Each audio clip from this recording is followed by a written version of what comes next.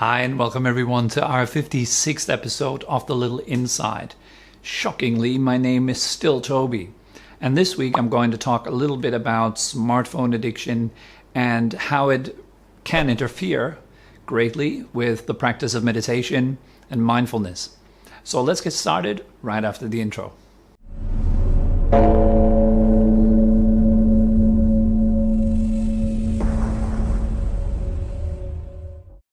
So without a doubt, there are tremendous benefits to the internet. You can easily access information, you can connect to family and friends, you can find locations easily and so forth.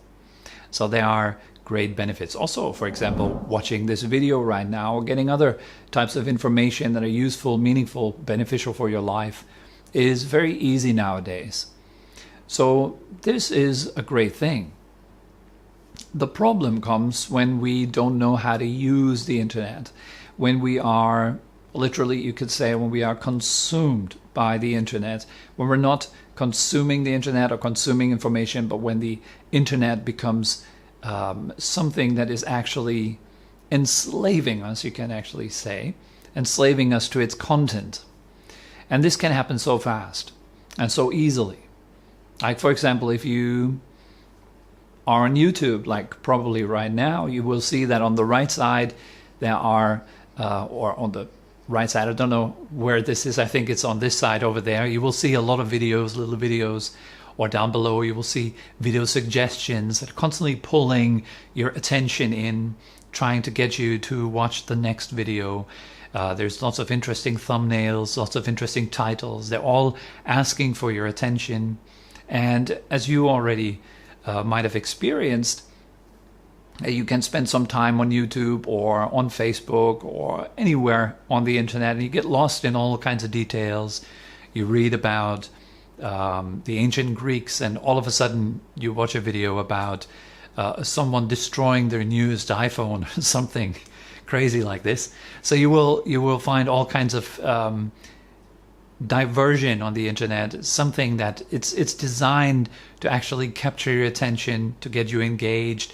Of course, people want you to watch their content, so they try to get your attention with very fancy things.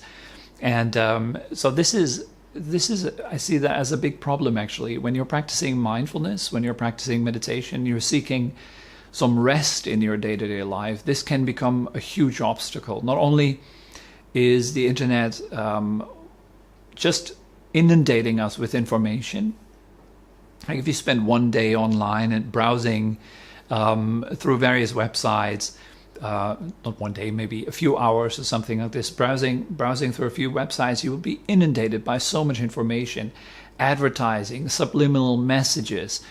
It's just a lot, right? And then you turn off the computer, you kind of sit down somewhere and you will notice that sense of restlessness or nervousness has arisen, that the songs that you were listening to on YouTube are now in your head and they're playing round and round. You might have read some worrying or upsetting news, and so now they are weighing you down, your emotional status, low energy, you're not feeling good. You might have browsed for a long time on Facebook or other social media platforms, and you might notice that it leaves you with a feeling of kind of like a bad aftertaste.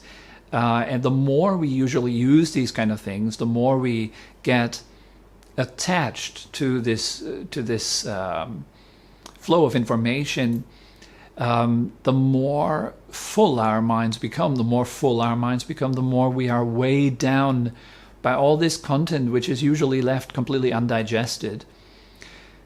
And so to kind of help you avoid this, I decided to make this little video about this. At the end of the video, I will give you a few little tips, the way I usually do it, and that are there to help you actually to kind of reduce or manage your use of the internet and smartphone devices and all kinds of things a little bit, so that it doesn't become like a huge kind of burden or distraction in our lives. So now, why is it that we are so easily getting absorbed in the content of the internet? Well, it's pretty simple. It's actually the same reason why we got absorbed in newspapers before the the internet or in conversations, in fairy tale books and so forth, is just simply distraction.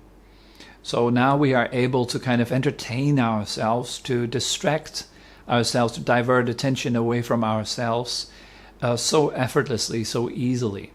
And there's so much interesting stuff, so many things that are actually seemingly really worth the while, worth the effort, worth the clicks, right? So it's really hard not to actually get involved with all this content, with this very, very colorful, very powerful stuff, right?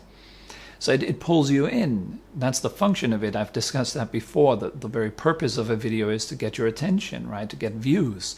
The very purpose of a post on Facebook is to get clicks.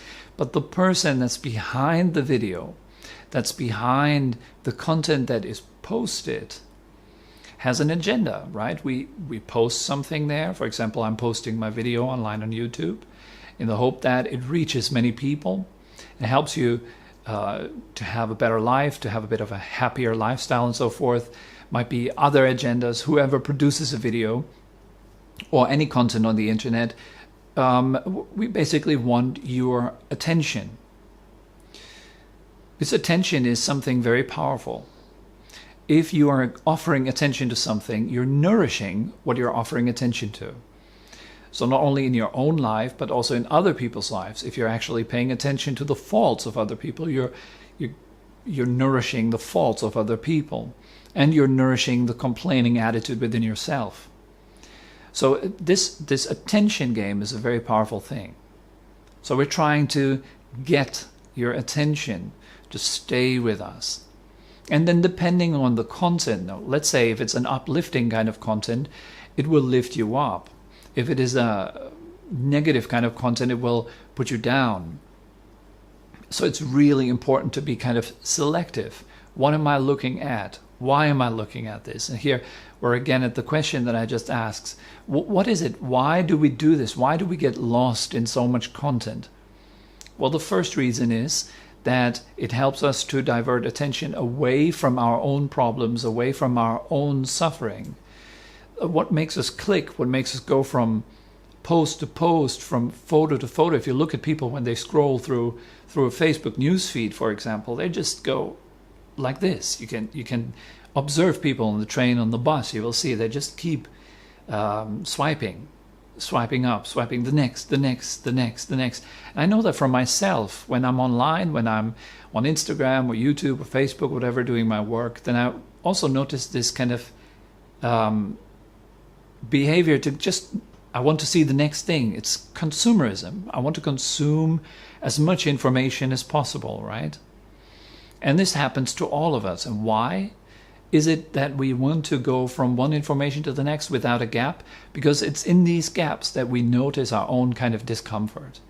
When you do not have any distractions, not have anything that helps you to look away from yourself, at other people, at the internet, at your phone, then you will notice the subtle sense of discomfort that we all carry around with us. And that's the first reason why we get so absorbed. The second reason is that we have no mindfulness. We don't really see ourselves. What we do habitually, it turns into a habit, it turns into a character, and then it runs on autopilot after a while. So that's the other reason. We don't really look at what we are doing to ourselves. So there is a basic ignorance. We're not looking at ourselves. What am I doing right now? Where does this lead me in the future? Consuming this kind of information, what does that do to my mind? What does it do to my emotional state? What's the result of doing that? What's the direction of my current action? So we usually lack this kind of critical faculty of actually looking at ourselves honestly. What am I doing right now, and where does that lead? So that's the other reason why we can get so lost and so absorbed in all kinds of online offers that are there. So of course the answer to this problem is to regulate or to manage our use of the smartphone. When you have noticed that you become uncomfortable when you're not having your phone, When you notice, for example, some people like that are quite addicted to their phones, they will notice like these kind of phantom sounds. They grab into their pocket even though their phone is somewhere else. And they feel really uncomfortable when they have nothing to distract themselves from. That's a sure shot sign that we are addicted to the phone. We are becoming, it's uncomfortable not to be with my phone. So sometimes when I'm using my phone a lot, then I will notice sometimes I'm sitting in a cafe or just walking somewhere, and there's this urge arising, like, oh yeah, right now I could check how my post on Facebook is doing, or how my video on YouTube is doing. Are there any comments, anything that I need to reply to? And do I have a few more emails? And in no time, I would have my phone in my hand without even noticing it. And I'm browsing through all kinds of things until I've reached the next kind of kitten video. And I'm totally lost in the internet again. And suddenly there's mindfulness coming back again. So I notice, oh, wow, I'm totally lost right now. And then I feel a sense, usually I feel for myself, feel a sense of disgust. Like, wow, I've wasted half an hour or wasted 20 minutes of just staring at nonsensical news that just make me feel bad. And then I have to do some work again to kind of let go of the trash that I just consumed. And this, if I don't do that, I notice that it piles up. And after a while, it feels really, really bad. So it's really important to actually notice the way we are treating ourselves. What do I consume? What do my eyes eat? What do I eat with my ears consistently? What do I read? What do I listen to online? Because it shapes who you are. So it's not just a small kind of minor thing like, oh, just using the internet a little bit, but it has some quite heavy consequences. And you can notice that within yourself, that the levels of nervousness after using the internet for 1 hour, 2 hours, 3 hours, maybe even at your workplace or something like this. How does that make you feel when you're sitting down quietly somewhere, just closing your eyes, just feeling into your body? How does it feel after a session, online session? Like, try to get this habit a little bit into your life of just asking yourself, what did I just do? Or what am I just doing online here? And what does that do to me? How does that feel like? What kind of personas does that nourish inside of myself? That's really important. And when you notice that that this is actually quite harmful, what you're doing to yourself, then try to reduce it a little bit and see how that feels in your life. How does it feel like reducing your smartphone use a little bit? The way I do it is I give myself certain time slots during the day where I can do certain things. For example, currently I log on to Facebook once a day. I do a post. I check if there's anything that I need to reply to, and that's that. And once I did that, there's no more Facebook for the day. The same I do for Instagram or YouTube and so forth. I do the same thing. I regulate it in that way. I say, okay, I can log on to these platforms once a day. I am there to do something specific. And then when I log on, I would actually investigate myself to see, okay, what am I here to do right now? What do I want to do, and why do I want to really do this?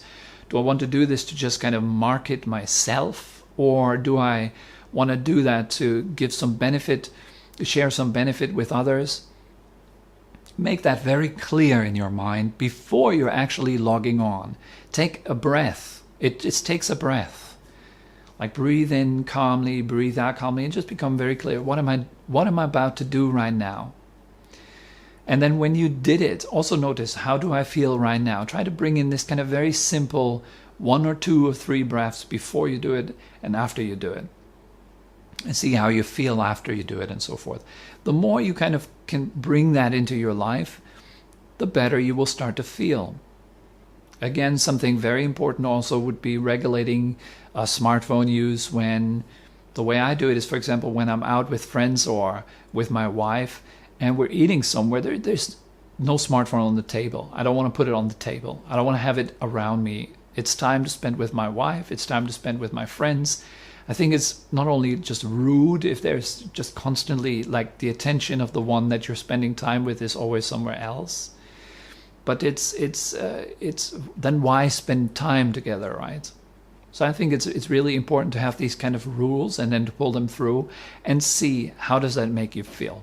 So for now, I think this is all that comes to mind about smartphone use and regulating it a little bit. Feel free to write down in the comment section how you work with it, and maybe you have some good tips that you could share in the comments with other people.